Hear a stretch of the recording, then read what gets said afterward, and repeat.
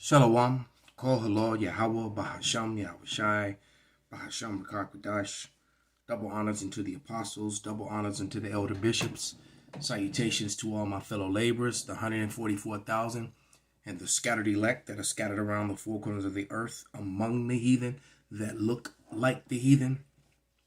And to the few Akwaf that are listening and learning, to you, I say Shalom. This is your brother Malcolm from the branch of the Great Millstone here in Chicago, coming at you another lesson in truth. And yeah, it's gonna, this is just gonna be a reading from the book of Maccabees, just to make some points about salvation being only for Israel and how spiritually the nations are coming against us. That's why they create so much propaganda is surrounding the Hebrew Israelites and love to throw the word black in front of it. And what you're looking at is an image from the movie that came out in the, I believe it was early 2000s or late 90s, with Morgan Freeman and Kevin Costner. And the movie is called Robin Hood. And the truth of the matter is, both characters should be brown flesh people. And as you can see, Morgan Freeman is brown, and he's not even like a super dark brown. He's like a, about a medium, little more than medium dark, a medium brown person. But still, even though his skin is physically brown and visibly brown, people will still, in ignorance, refer to him as black. All right, and you have to remember, as I showed you in the video with the actor Orlando Jones in that series, American Gods, when he got fired for that scene, when he said, when these Dutch, MFers decided y'all was black and that they was white, all right? And when they decided y'all was black and that's the nice name they call you, all right? So black and white are complete social constructs that were made up to control the narrative. And like I said, in the character, if you really are following history truly and not being biased, and Esau is very biased and racist and hateful, and he just refuses to admit the truth, even though there's so much evidence that proves that he's being hateful, biased, and racist by hiding the truth about what really happened during the time of the Dark Ages and the Middle Ages, which helped shape today after the fall of Rome. And as I began to read here in First Maccabees, the 5th chapter, spiritually the same things are happening with the nations coming against us. So without any further ado, the book of Maccabees, First Maccabees, the 5th chapter. And it reads, and hold on, let me close this door. It's locky.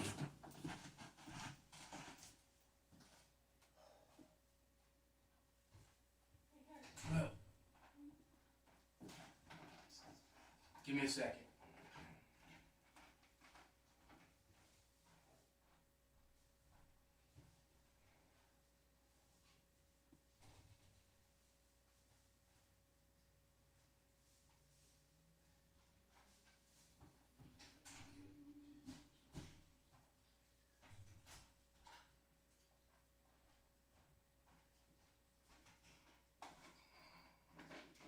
All right, I'm back. Sorry, there was no way out of that.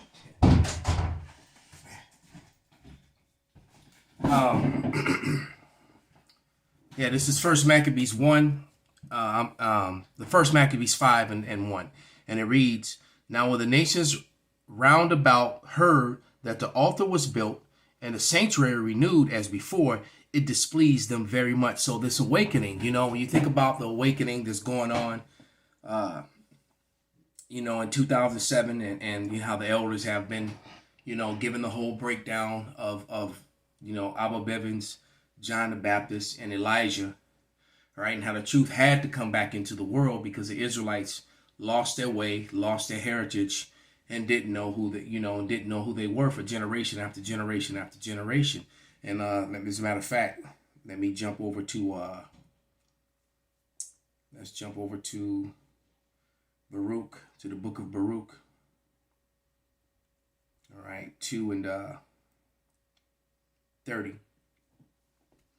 And it reads, For I knew that they would not hear me, because it is a stiff-necked people, But in the land of their captivities, they shall remember themselves. And the fact that we just can't get on a plane or get on a ship and sail out of the country. And if we do it, we have to get permission. We have birth certificates. We have social security numbers. We have property. Those are signs, just like you see the imprints of, of who owns these images. All right. On this page, because there's no way I can reproduce and sell these, that would be a violation. These people want to own and control everything, including the air and the water. All right. They want to control the air that you breathe and the water that you drink. All right. So we're a nation in captivity still. And not only all Americans are captives at this point, but none no more so than us. All right. We're, our as the Israelites, development has been arrested like no other people in the history of mankind.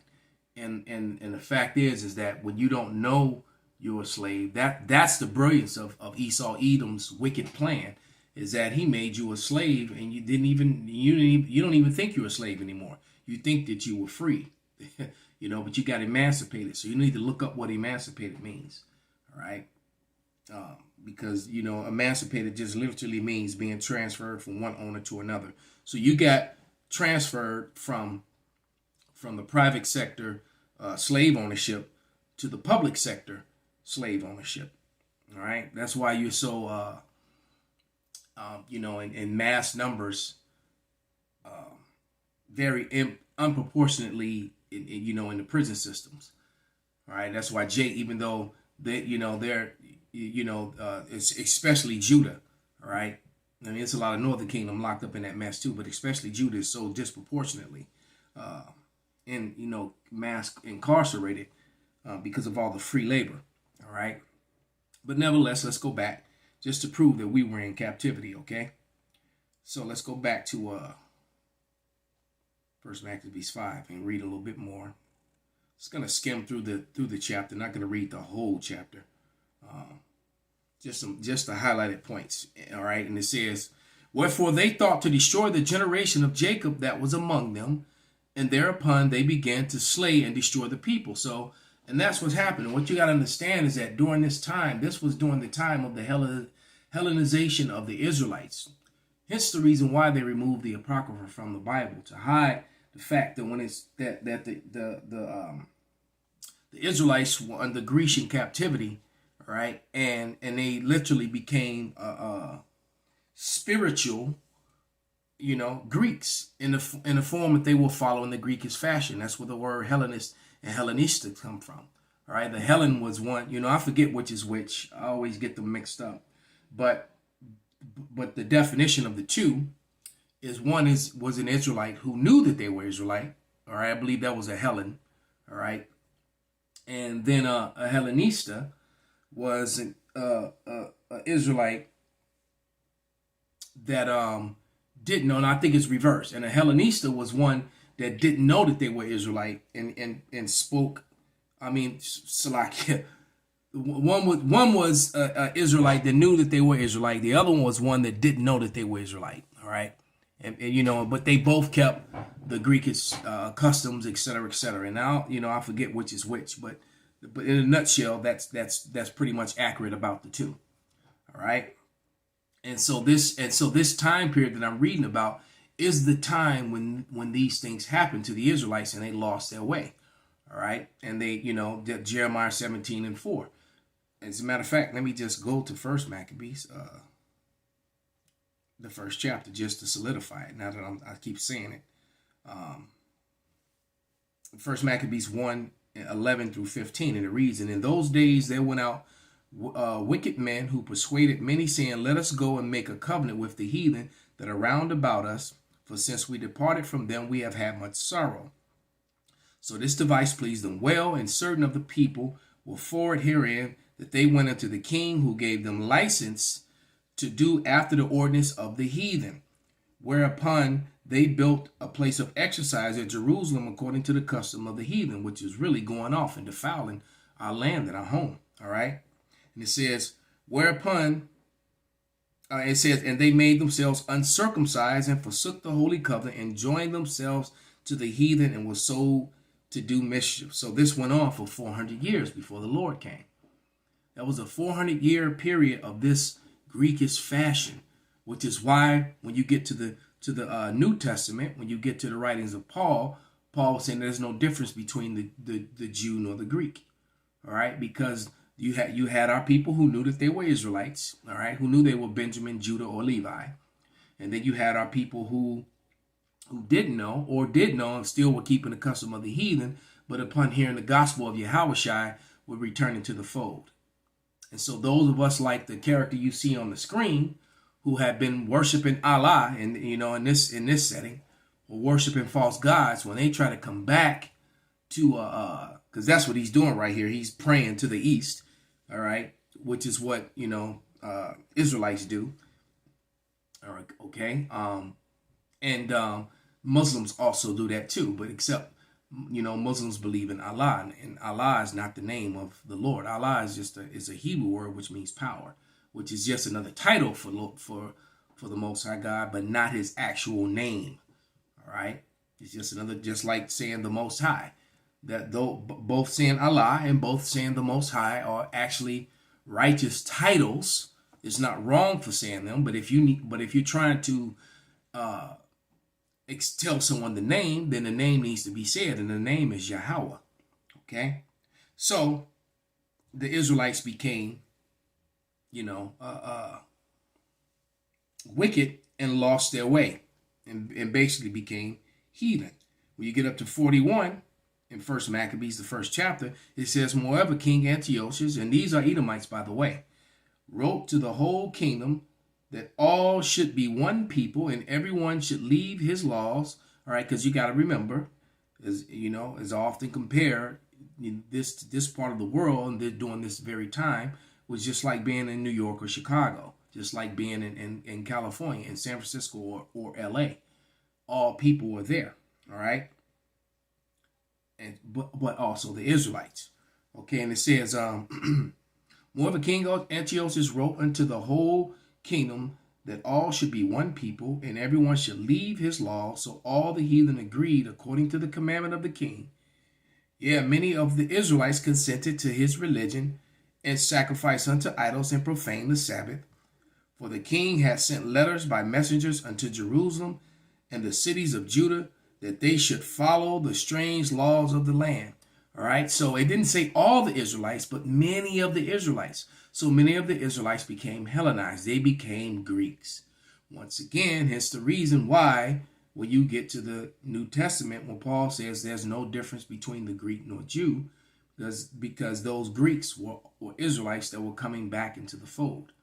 All right, it was prophesied that we will be scattered and lost and given unto the, and worshiping the gods among the heathen that we were scattered among, etc., etc. That is what happened. So let's go back to the fifth chapter.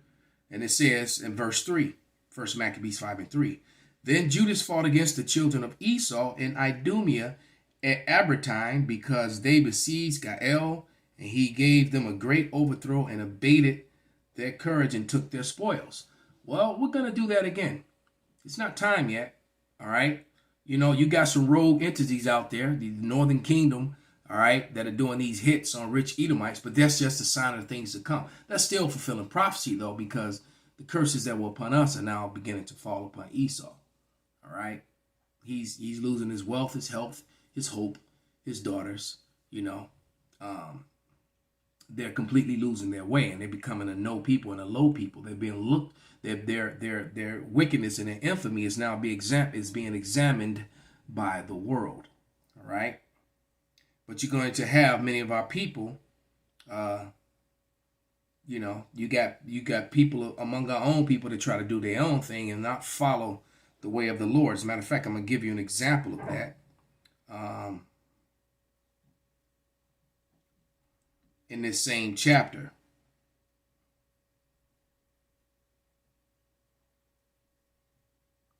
And I'm going to start at 48. And it says, whereupon Judas sent unto them in a peaceable manner, saying, let us go through, because all right, matter of fact, I need to start up at 46. And it says, now they came unto Ephron. All right, so there's many battles. Let me set the stage. Many battles being fought against the heathen that were round about, including the Edomites. All right. And it says, and now when they came unto Ephron, this was a great city, in the way that they should go very well fortified. They could not turn from it, either on the right hand or on the left hand, but must pass through the midst of it, which reminds me of the series of Game of Thrones when they had to go through that one city and across that bridge, and that guy betrayed the Stark family, and the Red Wedding. All right, it was a situation like that for those of you who have seen it. All right, and it says, whereupon Judas sent unto them in a peaceful manner, saying, let us pass through your land, go into our own country, and none shall do you any hurt. We will only pass through on foot. Howbeit, they would not open up unto him. So he was saying, even our mounted men would get off their horses and walk through. We just need to pass through to get to our own land so we can handle our business. But they refused to help. So now they became enemies.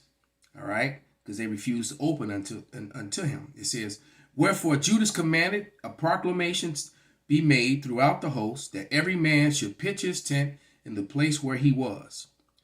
All right. So they locked down in place. It says, so the soldiers pitched and assaulted the city that day and all that night, till the length of the city was delivered into his hands. So we took the city. Our brothers took the city. All right. When they slew all the males with the edge of the sword and razed the city, burned it to the ground, and took the spoils thereof. See, we're allowed to have the spoils of the heathen, including their women. We're going to have lots of concubines. Remember, you're an Israelite according to your father, not according to your mother. All right. And it says, and passed through the city over them, and passed the city over them that were slain. And after this, they went over the Jordan into the great plain of Bashan. And Judas gathered together those that came behind and exhorted the people all the way through till they came into the land of Judea. So went up to the Mount of Zion with joy and gladness, and they offered burnt offerings, because not one of them were slain until they returned in peace. So they wiped out that city, and then he lose a man. It said, and Joseph the son of Zacharias and Azarias, the captains of the garrisons, heard of the valiant acts and warlike deeds which they had done. Wherefore they said, let us go up and get us a name and go fight against the heathen round about us. And so when you look at the works that have been done by the street ministry of the Great Millstone and the camps to teach the likewise doctrine, you see these upshift camps that want to come up some other way, the same way that Joseph the son of Zacharias and Azarias, the captains, all right, wanted to do. They want to get it. They want to take this truth and try and get a name for themselves instead of just doing the work. That alone, the Lord said he would give us, fame. We're not to seek it ourselves. People coming in with that rap culture, hat wearing, hip hop, Hellcat driving, damn near, toting guns and slinging drugs. Ain't no difference from the rap guys. All right. But trying to come up some other way instead of just going out and making your body a living sacrifice, putting yourself in danger on the line in the elements and before the people to teach the word of Yahawah Yahawashi. That's basically what it's all about. And so that's why I said there's things that's going on in this chapter which are mirroring what's going on today. Or today is mirroring those times, I should say, they happened first. But it's happening again spiritually, and pretty soon it's going to be physically. And then it says, so when they had given charge against the garrison that was with them, they went toward JAMAICA, and then came to Georges and his men out of the city and to fight against them. And so it was that Joseph and Azarias were put to flight and pursued unto the borders of Judea. And there were slain that day of the people of Israel about 2,000 men. And so that's what's going to happen with these men who trying to come up some other way and not follow, the law, statutes, and commandments properly and teach the word directly and correctly. all right, and not doing it for filthy lucre's sake. And all these 501c sellout camps that basically took that bag and made these deals with Esau Edom, because the great millstone and the camps that teach likewise are perfect examples on how to deal within Esau's kingdom. All right, because you got these camps that's trying to prosper and make money and look good, instead of just doing the work. Because now this isn't our rest and this isn't our time to shine. All right, and that is going to come to us. But now it's not that time. So let me go to, because the way things are going, people want to know what's going to happen at the end of Leave the World Behind. Well, I'm kind of telling you, because the victories that Judas had, it's going to be mirrored by us, but it's going to be even greater. All right. It's going to be even greater than before. All right. And as we enter fully into Jacob's trouble, and these things, and this war, this WW3 goes full blown, and Jacob's trouble goes full blown, because they both have started. They're kind of happening. All right. They just aren't full blown to where it's in your face, in everyone's face yet. But there's a lot of Israelites suffering and dying. You tell them Israelites that, that's been getting trafficked, and all those women and children getting snatched up on their way on that long journey on foot, coming from Venezuela and South America, trying to come to America. All those hundreds of people that got taken by the jungle. A lot of people got killed by jaguars. Women getting gang raped and sold into slavery, and all the crazy mess that's going on, trying to make that trip here. Women who started off on that trip, not pregnant and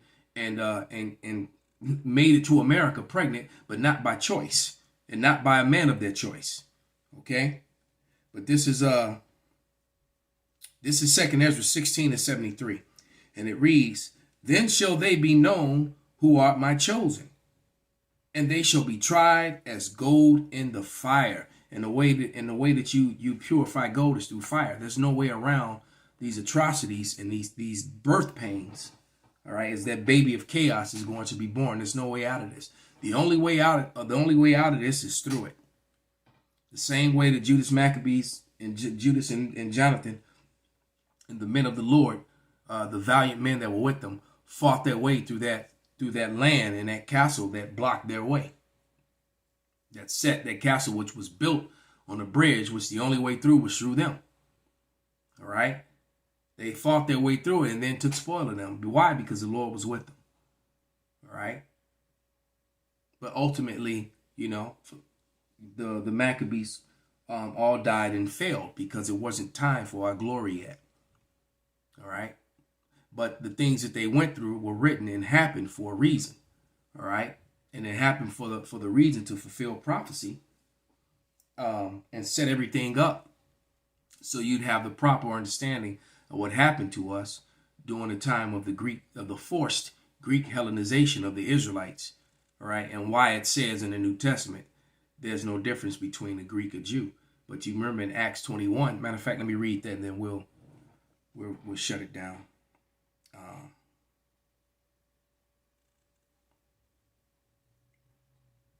It's Acts 2, not Acts 22, but Acts 2.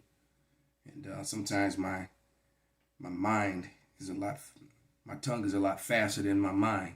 Or my mind is a lot faster and I say things, we got to be careful. Because I had to make a correction on myself the other day talking about the curse of Ham, knowing in my mind that Noah is the one that cursed Canaan, all right? Cursed Ham's son, Canaan. But I kept saying Ham when I should have been saying Noah. Knowing in my head that was Noah. But here we go. This is Acts 2:21. It reads, "And it shall come to pass that whosoever shall call on the name of the Lord shall be saved." All right. And then it gives the answer to and exactly who they're talking about. "Ye men of Israel, hear these words.